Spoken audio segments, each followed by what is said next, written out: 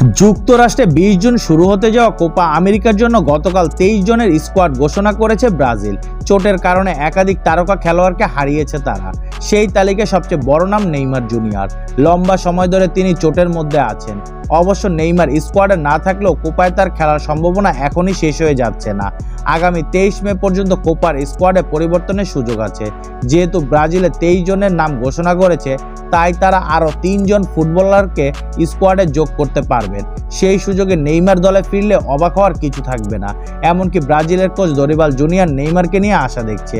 গতকাল স্কোয়াড ঘোষণার পর কোচ বলেন, আমাদের নায়কের প্রয়োজন এবং একজন নায়ক নয়, দায়িত্বের বিভাজন আমাদের দলে শক্তি বাড়াবে।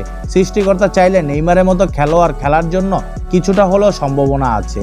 ক্লাবের হয়ে ম্যাচে চোটে পড়ায় রিচার্লিসনের জায়গা হয়নি বলে জানিয়েছে দরিবাল। তাছাড়া পারফরমেন্সের জন্য বাদ পড়েছে ম্যানচেস্টার ইউনাইটেডের ডিফেন্সিভ মিডফিল্ডার ক্যাসিমেরো।